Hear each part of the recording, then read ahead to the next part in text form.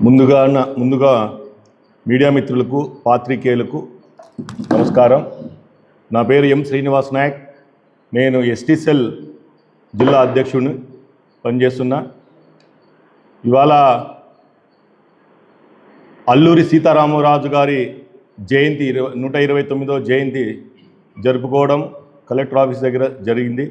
అలాగే ఈరోజు press meet పెట్టడానికి ముఖ్య కారణం ఏమంటే, ఈ జిల్లాలో రాక్షస పాలన జరుగుతుంది.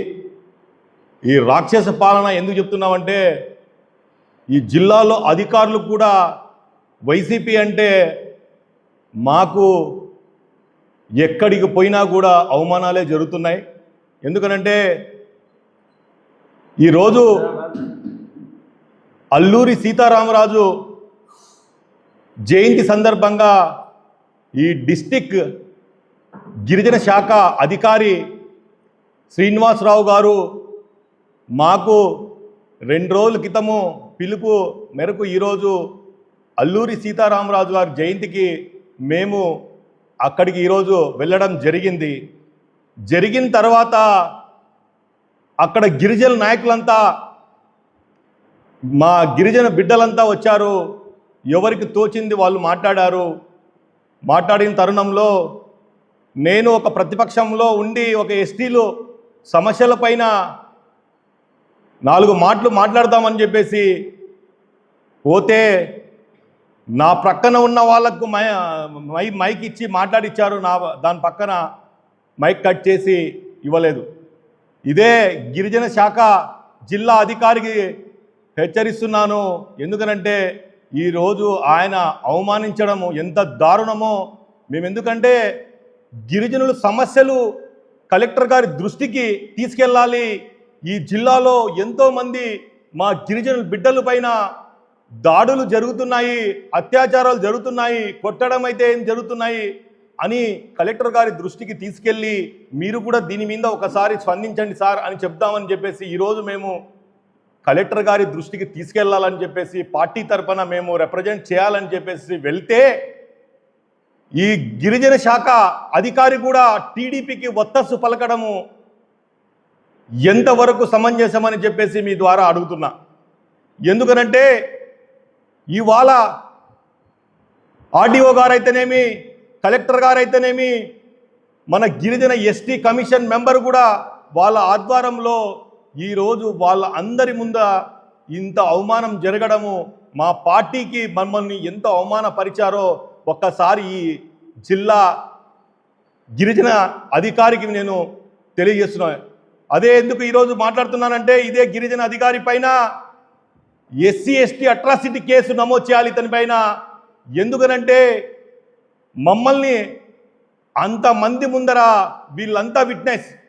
సో వీళ్ళందరి ముందర నా పక్కన ఉన్న వాళ్ళకి మైక్ ఇవ్వడము, నా దగ్గరికి వస్తానే క్లోజ్ చేయడము. మేమంటే వైఎస్ఆర్సీపీ పార్టీలో గిరిజనులు ఎవరు పని చేయకూడదా? మేము మా మాటని, మా వాయిస్ని మేము వినిపించకూడదా? మా గిరిజనుల గోడు చెప్పుకోకూడదా అధికారులతో? సో ఈరోజు మాన్యశ్రీ అల్లూరి సీతారామరాజు గారు 129వ జయంతి సందర్భంగా ఆయన గిరిజనుల కోసం పోరాడి, గిరిజనుల కోసమే ఈరోజు ఆయన దేశం కోసం పోరాడిన వ్యక్తి. అతనికి ఇలా గిరిజనులకు అంత ప్రేమ ఆప్యాయతలు ఉంటే అదే ఆ జయంతిలో ఈరోజు అవమానపరచడము ఈ డిస్టిక్ వెల్ఫేర్ ఆఫీసరు ఎంత దారుణమో అతని మీద. ఇదే విట్నెస్గా ఎస్టీ కమిషన్ మెంబర్ ఉన్నారు, అతని ముందరే ఇదంతా జరిగింది. అదే ఆర్టీఓ సార్ ముందరే జరిగింది.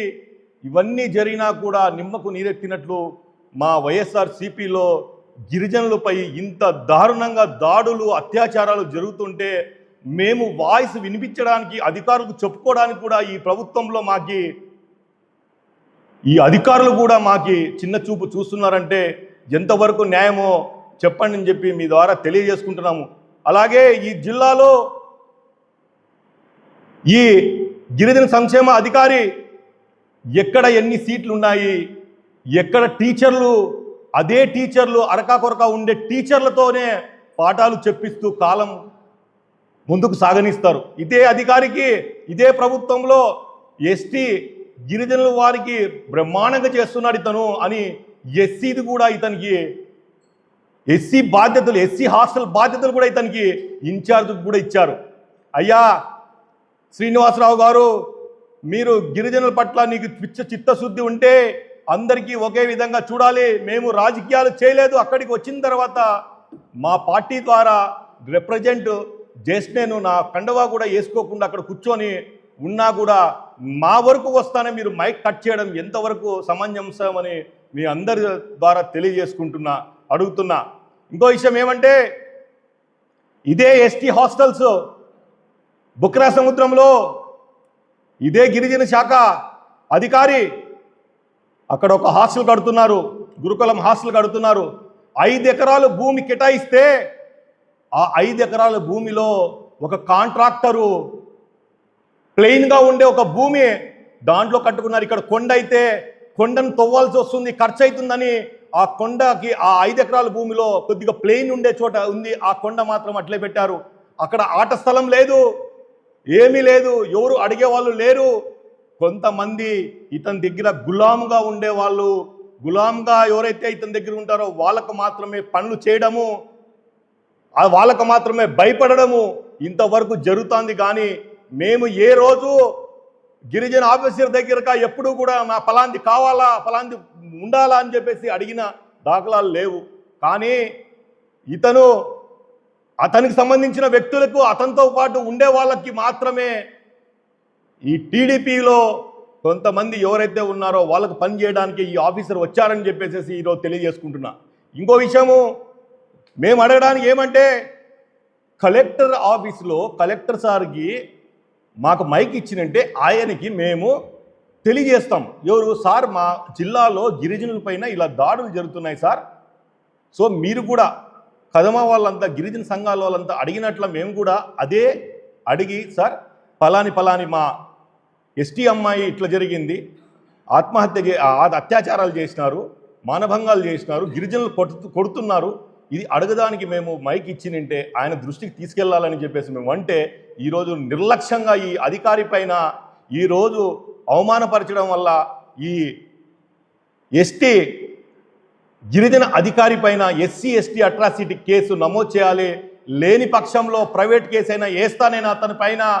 మాకు జరిగిన అన్యాయాన్ని ఈరోజు విట్నెస్ కూడా వారి కమిషన్ మెంబర్ కూడా ఉన్నారని చెప్పేసి మీ అందరి ముందర తెలియజేసుకుంటూ, ఇలాగే పునరావృతం అయితే అదే డిస్ట్రిక్ట్ వెల్ఫేర్ ఆఫీసర్ ముందర ధర్నాకి పెద్ద ఎత్తున కూడా పిలిపిస్తాము. అందరూ కూడా మాకు న్యాయం జరిగేంత వరకు కూడా, మా పిల్లలకు న్యాయం జరిగేంత వరకు కూడా, మా గిరిజన బిడ్డలకు ఎవరైతే చదువుతున్నారో హాస్టల్లో కూడా కొంతమంది సీట్లు కూడా ఇవ్వట్లే. మేము ఎవరన్నా పోతే సీట్లు లేవంటారు, లేకపోతే సీట్లు అయిపోయినాయి అంటారు. గిరిజన బిడ్డలకు ఈరోజు సేవాగఢ్ ఒకటే ఉందన్నారు, సేవాగఢ్లో మాత్రం ఖాళీ ఉన్నాయన్నారు, కదమా చోట్ల ఫుల్ అయినాయి అంటున్నారు. అది అతనికి తోచిన వాళ్ళకు మాత్రమే ఇచ్చుకుంటున్నారు. ఇలాగే జరిగితే పెద్ద ఎత్తున మీ గిరిజన వెల్ఫేర్ ఆఫీసర్ ముందర ధర్నాకు కూడా దిగుతామని చెప్పేసి మీ ద్వారా తెలియజేసుకుంటూ సెలవు తీసుకుంటున్నాను.